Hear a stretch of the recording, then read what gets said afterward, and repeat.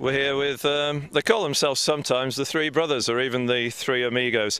We have Azem Rafiq, we have Ajmal Shahzad, who's the one looking quite posh for reasons he may explain later, and Adil Rashid here on the right with the cap on. Now, let's turn to Ajmal first. Why the suit? These guys are all in training gears. Yeah, unfortunately I've just been doing a few interviews, you see, with the local press, and just been keeping them updated about how Yorkshire have got on in Barbados in the pre-season. So yeah, I haven't had time to get changed into my trackies just yet, but yeah, give me 5 minutes and I will. And spirits have already been uplifted by the win in Barbados in the pre-season tournament. Tell us a bit about that, if you can get a word in edgeways. Oh yeah, I thought it went quite well. You know, as a team, we played well. You know, we won the 2020 comp, and you know, we gelled well as a team, and you know, hopefully we can carry that on now in the season coming. Now, I have to say that is the longest conversation I have ever heard these two guys allow you to say. I mean, you do tend to dominate the chat, don't you, when you're with him? No, not really. I think Rash never shuts up, really. If you get to know him, just doesn't want to speak to you, apparently. Not my words. That's what he told me. Now, we've seen two very good early season hairstyles here. We've yet to see the third one. I mean, you think your fans can have a look? Tell you what I found in his bag the other day: hair regrowth oil. You've got that hidden in your little... I think he got that from Brandon, didn't he? I always thought hair growth oil was the stuff you used to make the ball swing. I mean, haven't you been using that these days? Oh, is that... Well, well, not me, but this bad boy here. Well, I just try to reverse it. Now, I have heard. I asked you who's coaching you your leg spin these days, and you gave me quite a surprise answer because you actually said Azem Rafiq is my new leg spin coach. Is that true? Well, a bit. We've coached each other, but there's also Jack Birkinshaw's. You know, he's a big. You know, he's helped us quite a bit. But obviously, we've looked at each other's actions, and we've helped each other quite a bit. So I think, you know, a lot of credit's got to go.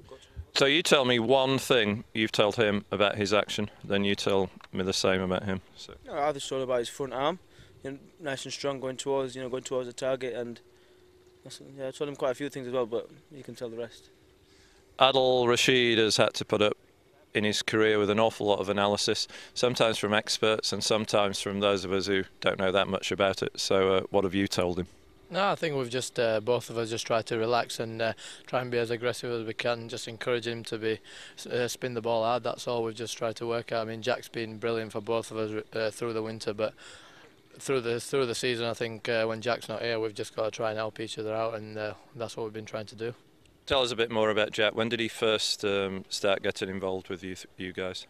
I've been working, first time I worked with Jack was when I was 14, so I've been working with Jack for a long time, but for the last couple of years not had much of a chance, so we asked Martin to try and get Jack to come up and work with us, and it's been brilliant this winter. You spent a bit of time at Derbyshire last year. Was that a good experience for you, or were you quite depressed to be sent out on loan for a month, feeling that the season wasn't going too well? Did you miss your mates as well? Oh, I loved it. It was brilliant. Best month of the season last year. Really enjoyed it. Good set of lads. What else can you ask for? Ajmal, your season didn't go brilliantly last year. There were a lot of expectations for you. I mean, how did you assess it? When you were relegated, you'd gone down. There was a lot of anger around the county. The chairman said some quite critical things.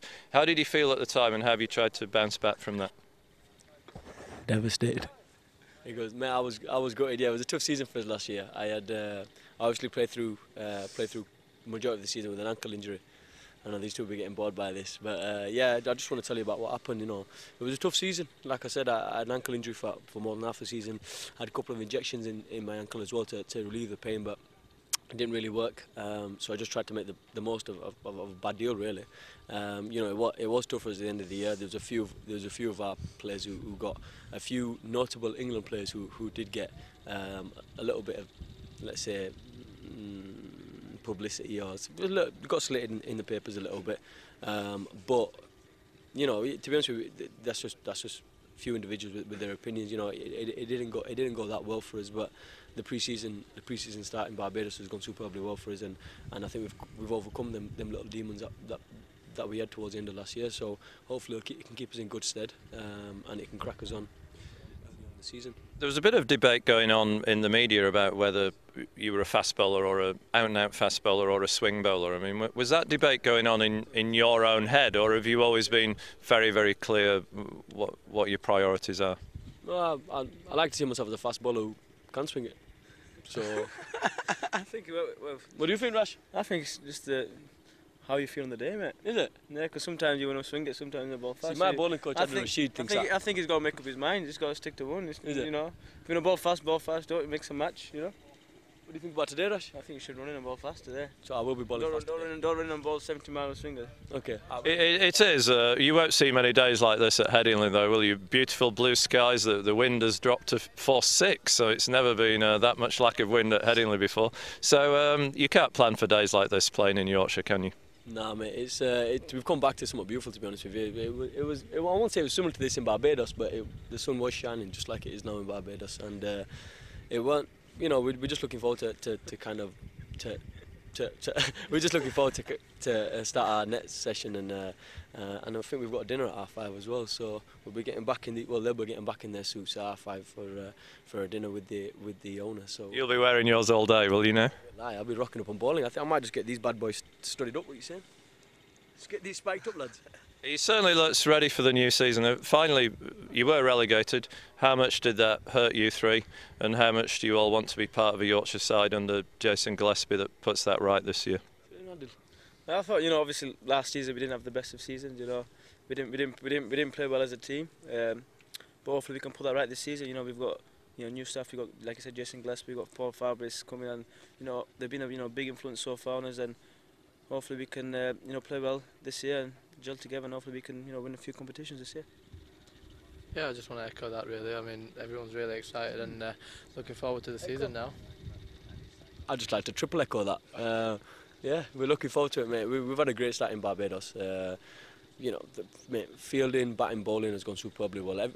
What we get paid to do, everybody's been doing, and that's where the issue was last year. You know, they either weren't enough runs on the board or we couldn't get wickets. But you know, it seems to be going to plan at the moment, and there's a lot of hustle in the field. So fingers crossed we can get that cracking straight into the first game. Finally, just tell people having a look at this what's the music playing on your iPods at the moment.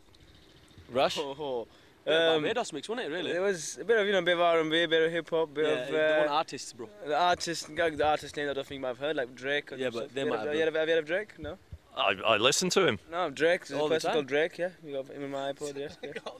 No, you ain't got no Drake on your iPod. What are you giving it? Shh, go answer. No, I ain't going shush for no one. Yeah, Rash listens to Movado, Vibes Cartel. He's just come from Barbados, so he's still got that vibe in him. He just loves that. And what about you? Me personally, I listen to a bit of Adele, and I think that might be a bit of a surprise that you're an Adele fan. I listen to some kind of funky house dance. I like my kind of UK garage as well. I'm a bit old school, so yeah, I just like some nice funky beats, something to rock your head to and give me a bit of rhythm before I bowl. A bit of everything really, R&B mainly though. You like Bollywood, don't you, bro? Yeah, Bollywood actually. Bollywood, he loves it. Bollywood's good. Could be Hushy Kabhi Gam. It's the newest one on the grapevine. It's a very good film, Shah Rukh Khan. Shah Rukh Khan's. Well, good luck for the season, guys, and thanks for chatting to ESPNcricinfo. No problem. Thank you very much.